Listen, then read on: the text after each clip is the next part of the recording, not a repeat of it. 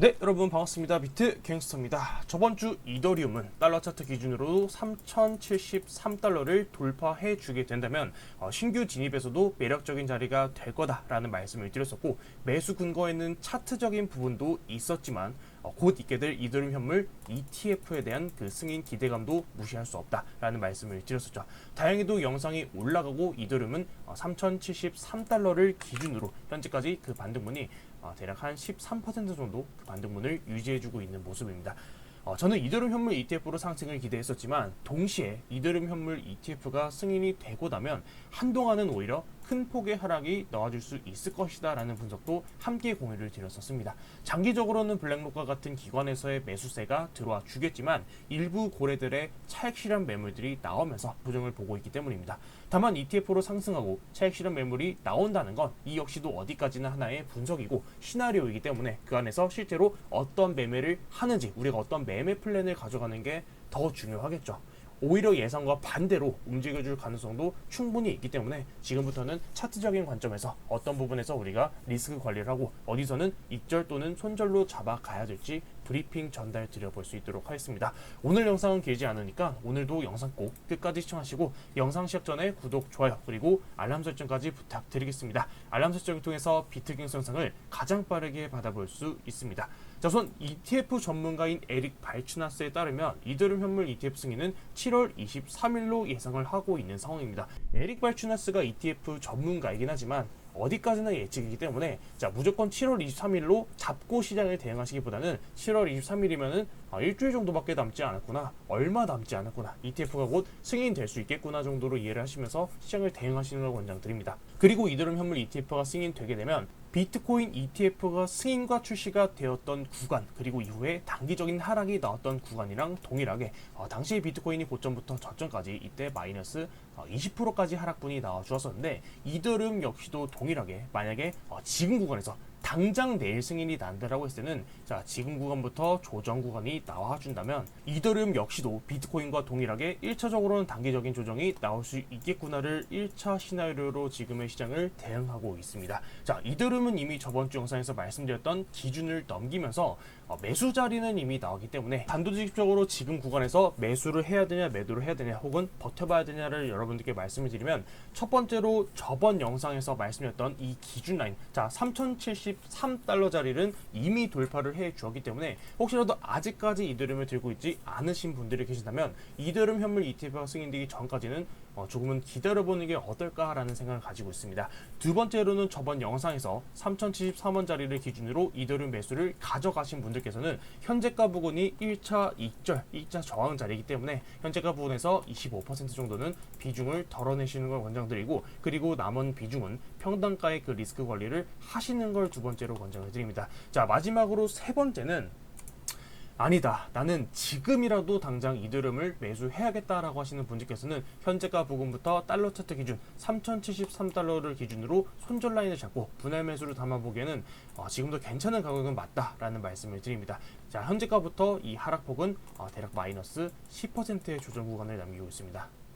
자, 그럼 첫 번째로 저번 영상에서 말씀드렸던 매수 근거를 먼저 말씀드리고, 이후에 대응 방향을 여러분들께 말씀드리는 게 순서가 맞겠죠. 자, 제가 지금 구간에서 3,073달러를 기준으로 매수를 해도 괜찮은 자리다 라고 말씀을 드렸던 근거가, 자, 거래량을 터뜨렸던 캔들, 이 캔들의 시가 자리를 하방으로 이탈하는 캔들이 나왔고 다시 돌파하는 캔들이 나와 주었기 때문이었었는데, 제가 많이 말씀드리지만 알트코인의 상승은 거래량을 터뜨리면서 상승분이 나와준다라는 말씀을 드렸습니다. 그리고 고점에서 나오는 이 거래량을 하방으로 이탈하고 내렸을 때는 오히려 반대로 강한 저항 자리가 되고, 저항 자리를 다시 돌파했을 때는 그 힘이 더 크게 나와줄 거다라는 말씀을 드렸죠. 자, 간단하게 지금 구간이랑 동일하게 비교를 할 수 있는 구간이, 자, 과거에 24년도 1월 15일에 나왔던 캔들, 자, 이때도 단기적으로 거래량을 터뜨려주는 캔들이 1차적으로 나와 주었었고, 자, 이때랑 지금이랑 동일하게 제가 저번에도 설명을 드렸었는데, 자, 1차로 거래량이 터뜨리는 이 캔들 자리를 지지받지 못하고 이탈하고 내려와서 반대로 저항받았을 때, 그리고 이 저항 자리, 거래량 캔들을 다시 돌파해줬을 때는 그 돌파의 힘이 더 크게 나와준다라는 말씀을 드렸었죠. 자, 그렇기 때문에 지금 자리에서도 3073달러 거래량을 터뜨렸던 이 자리를 하방으로 이탈하고 내려왔을 때는 이 구간은 우리가 조정에 대한 리스크를 관리해야 되는 구간, 그리고 다시 돌파했을 때는 한 번 더 매수에 대한 베팅을 해볼 수 있는 구간, 이 두 가지에 대해서 여러분들께 말씀을 드렸던 것 같습니다. 자, 그럼 다음으로는 방금 전에 말씀드렸던 첫 번째, 지금 매수를 하지 못했다면 조금은 기다려보자 라고 말씀을 드렸던 이유, 두 번째로는 매수를 했다면 지금 구간이 1차 저항자리다, 세 번째로는 지금이라도 매수를 해봐야 된다라고 하면은, 자, 지금의 이 시가 자리를 기준으로 손절 라인으로 잡고 대응을 해보자 라고 말씀드렸던 첫 번째부터 여러분들께 말씀을 드려보도록 하겠습니다. 저는 이더리움 현물 ETF가 지금이라도 당장 SEC에서 승인을 한다라고 하면은 이더리움은 단기간에라도 단기 슈팅이 나오면서 급등하는 상승분이 나와줄 거다라고 시장을 예상해보고 있습니다. 다만 급등이 나와주는 상승이 나와줬을 때 이 상승분, 갑자기 급등이 나오면서 윗꼬리를 달아주는 이 상승분을 먹어보겠다라고 하시는 분들께서는 진입을 해도 괜찮겠지만, 실시간으로 내가 장을 대응하기 어렵다라고 하시는 분들께서는 조금 기다려보는 걸 말씀을 드리는 게, 사실 여기서 슈팅이 나와주고 윗꼬리를 달아주고 그 윗꼬리에서 거래량을 터트리고 빠지는 하락이 나와준다면 그때 하락은 비교적 크게 이런 고점 자리를 이었을 때, 자, 이런 추세에서 저항받으면서 크게 하락할 가능성도 충분히 열려있기 때문입니다. 두 번째로는 비트코인과의 비교인데, 자, 비트코인이 1월 12일에 ETF가 승인되고 출시되면서 나왔던 구간을 봤을 때는 사실 당시에는 급등이 나오진 않았고, 오히려 출시랑 동시에 단기 고점을 형성하고 마이너스 20%가량의 하락이 나와주었습니다. 사실 이더리움도 비트코인과 다르지 않을 수도 있다라는 가능성을 열어주게 된다면, 지금 바로 SEC에서 승인이 된다고 했을 때 오히려 급등이 나오지 못하고 단기 고점을 형성하고 눌려주는 그 가능성도 충분히 열어둘 수 있기 때문에, 우선 첫 번째 상황에서 지금 바로 매수를 하지 못하신 분들이 계신다면 저는 조금은 ETF가 승인이 되는 그 움직임을 기다려보고 시장에 대응하는 게 어떨까라는 생각을 가지고 있습니다. 자, 두 번째로는 지금 매수를 했다면, 저번 영상을 보고 3073원 자리를 기준으로 매수한 분들이 계신다면, 현재 가보고는 1차 저항자리라고 말씀을 드린 이유가, 자, 현재 차트를 봤을 때 최근까지 지지받아주고, 자, 거래량 캔들이 중단 자리에서 지지받아주고 이탈하고 내려오면서 반대로 아래에서 저항받았던 구간, 매물대가 가장 강한 구간을 현재 저항받고 있기 때문입니다. 자, 현재 구간에서 매물대 지표를 일본 캔들에서 키고 봤을 때 POC 라인으로 가장 매물대가 강하게 형성되어 있는 3,460달러입니다.